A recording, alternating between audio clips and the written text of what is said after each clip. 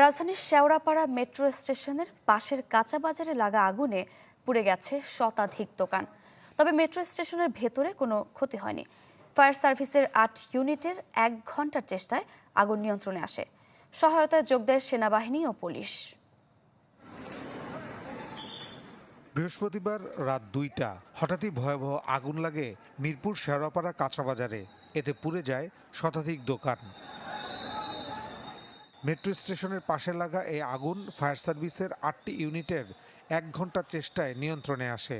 এতে যোগ দেয় সেনাবাহিনী ও পুলিশ। এখানে প্রায় ৩০-৪০ টাকা দোকান হইব। জি, একদম শেষ, কিচ্ছু নাই। আমি এখন ভিতরে ঢুকে দেখছি একদম কিচ্ছু নাই। এখানে ফুডের দোকান, ফল দোকান ছিল, ফলের দোকান, পলিথিনের দোকান ছিল। ওখান থেকে আগুনের সূত্রপাত হয়।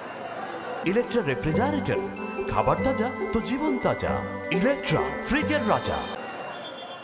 প্রত্যক্ষদর্শীর মতে কাঁচা বাজারে একটি দোকান থেকে আগুনের সূত্রপাত, যেখানে পুড়ে ছাই হয়ে গেছে শত শত মুরগি, ছাগল সহ নিত্য প্রয়োজনীয় পণ্য। ব্যবসায়ীরা বলছেন, রমজান ঘিরে দোকানে পণ্য বোঝাই করে রেখেছিলেন তারা। 5টা দোকান পুরো ছাই হয়ে গেছে ভাই, সব কিছু শেষ।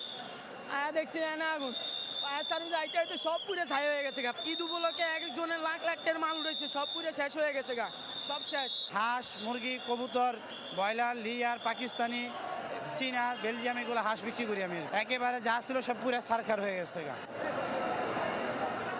ফায়ার সার্ভিসের সূত্র মতে আগুনে শতাধিক দোকান পড়েছে, তবে হতাহতের তথ্য মেলেনি। ক্ষয়ক্ষতি জানা যাবে তদন্তের পর। তবে কী কারণে আগুন লেগেছে তা এখনও জানা যায়নি। আগুনের সূত্রপাত কিভাবে হয়েছে এখনও তা জানা যায়নি, তদন্ত সাপেক্ষে তা বলা যাবে। বাট ঘটনাস্থল পর্যবেক্ষণ করে যেটা দেখা গেছে, শেওড়াপাড়া কাঁচা বাজারের মেইনলি সবজি এবং মাছের বাজার, এখানে আগুন ধরেছে।